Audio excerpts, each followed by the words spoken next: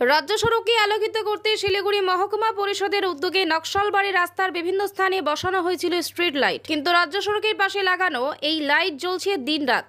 24 ঘন্টা ধরে লাইট জ্বলে বিদ্যুৎ বিল বাড়বে, তেমনই স্ট্রিট লাইট খারাপ হওয়ার সম্ভাবনা বাড়বে বলে অভিযোগ করেন বাসিন্দারা। প্রশাসনের এই ঢিলেমির জন্য কটাক্ষ করেন বিজেপি। দিনের বেলা লাইট না জ্বালিয়ে রাতে জ্বলতেই ভালো মন্তব্য বিজেপির। তৃণমূল পরিচালিত বোর্ডকে কটাক্ষ করে তিনি বলেন, গরিব মানুষের ট্যাক্সের টাকা এভাবে ব্যয় করা হচ্ছে সাধারণ চক্রবর্তীর।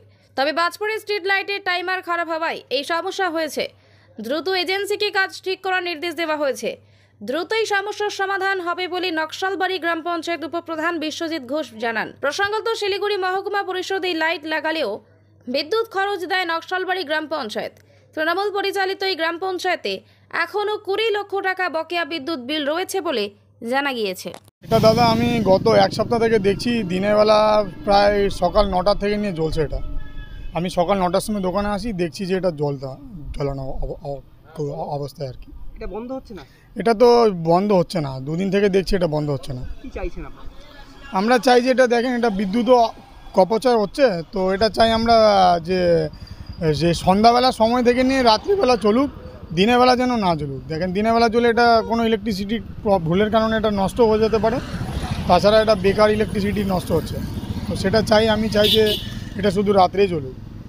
দিনে নজর দিচ্ছে না প্রশাসনের, তো আমি সেটা জানি না, যেটা যে মানে এই লাইটের দেখাশোনা আন্ডারে যে আছে তার কাছে আমার অনুরোধ যে সেটা শুধু রাত্রেবেলা জ্বলানো হলে ভালো হয়। দিনের বেলা জ্বলানো হলে এটা সূর্যের তাপের কারণে হয়তো নষ্ট হয়ে যেতে পারে।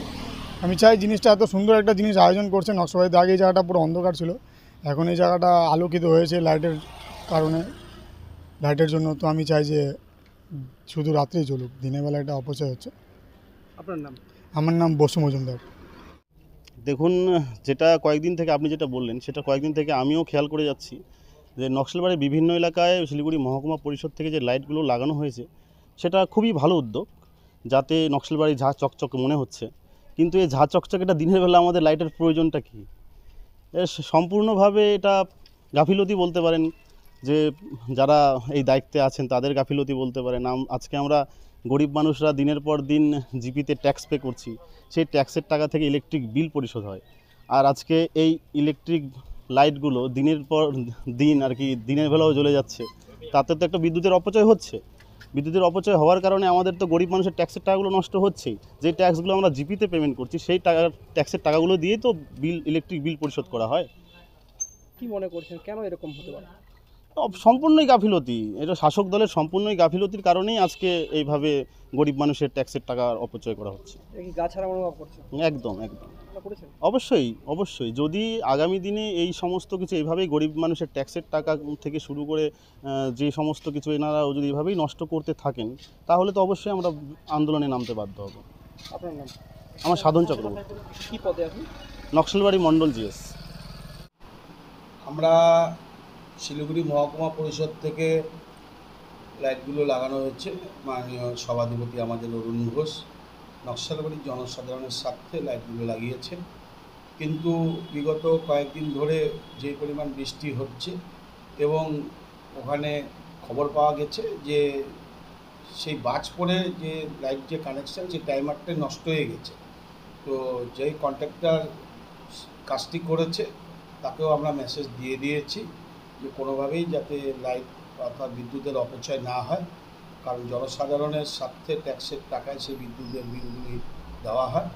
কোনোভাবেই যাতে লাইটগুলো দিনের বেলা না জ্বলে, খুব তাড়াতাড়ি 1-2 দিনের মধ্যেই সেটি লাইটগুলো ব্যবস্থা করে দেওয়া হবে। আপনারা অভিযোগ পাননি এর আগে? না, আমরা অভিযোগ পেয়েছি। আমরা অভিযোগ পাইনি বললে ভুল হবে, আমরা পেয়েছি। এবার যে কন্ট্রাক্টর কাজ করেছে তাকে আমরা মেসেজটা দিয়ে দিয়েছি, কারণ দায়িত্বটা তার। সে কন্ট্রাক্টর তার শারীরিক অসুস্থতার জন্য ব্যাঙ্গালোরে চিকিৎসায় গেছে, ওনাকে মেসেজ দিয়ে দেওয়া হচ্ছে, উনি ব্যবস্থা নিচ্ছে।